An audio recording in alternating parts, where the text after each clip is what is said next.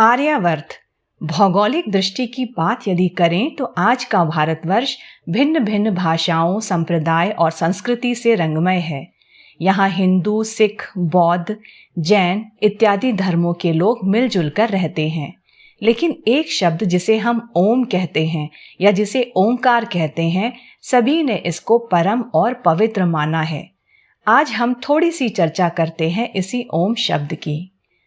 इसकी ध्वनि और उच्चारण को धार्मिक, वैज्ञानिक और आध्यात्मिक तीनों ही दृष्टिकोण से पवित्र माना गया है। ओम या ओंकार की ध्वनि ब्रह्मांड का स्वर या ध्वनि है। ये शांति का प्रतीक है। ये हमारे अंदर, बाहर और वातावरण में चारों तरफ है। ये शांति और संस्कार का प्रतीक भी है। ये कई धर्मों का चिन्ह भी है।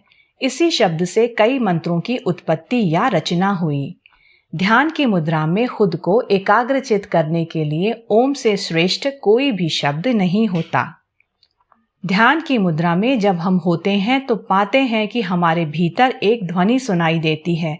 ये वही ओम की ध्वनि होती है। हमारे श्वास की लय के साथ साथ जो धुन सुनाई देती है वही ओम की ध्वनि है। इस ध्वनि का सीधा संबंध परम ईश्वर से होता है। ओम ही ब्रह्म है। ये 3 अक्षरों से मिलकर बना है, अ, उ और म। यदि मनुष्य ओम का उच्चारण करते हुए अपने प्राण त्यागता है तो उसे परम गति, सद्गति की प्राप्ति होती है। मान्यताओं की अगर हम सुने तो इसकी उत्पत्ति शिव जी के मुख से हुई थी।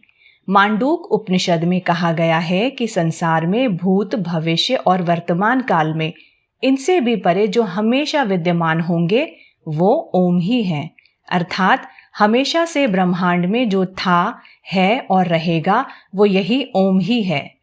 किसी भी प्रकार का शोर जब वातावरण और ब्रह्मांड में नहीं होगा तब केवल यही एक ओम होगा। जैन धर्म में अरिहंत, सिद्ध, आचार्य, उपाध्याय मुनियों को 5 परमेष्ठी माना गया है। इनके आद्य अक्षरों को मिलाया जाए तो ओम की ध्वनि निकलती है। सिख धर्म के संस्थापक गुरु नानक देव ने कहा था कि एक ओंकार सतनाम, अर्थात ओंकार ही अटल सत्य है।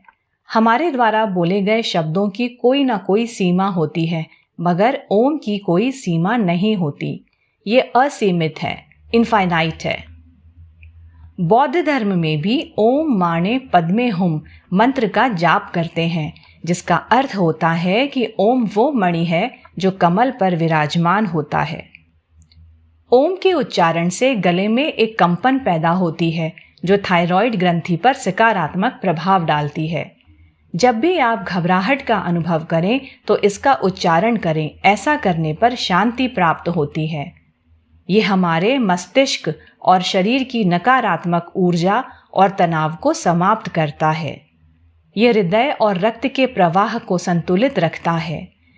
इसके उच्चारण से पाचन क्रिया तेज होती है। नींद आने में यदि शिकायत हो तो इसके उच्चारण से बहुत लाभ होता है। जो कंपन पैदा होती है इससे हमारे रीढ़ की हड्डी प्रभावित होती है और शरीर में मजबूती आती है। प्रतिदिन कम से कम 1 बार ओम का जप अवश्य करें। ज्ञानवर्धक विषय वस्तु के लिए चैनल को सब्सक्राइब अवश्य करें।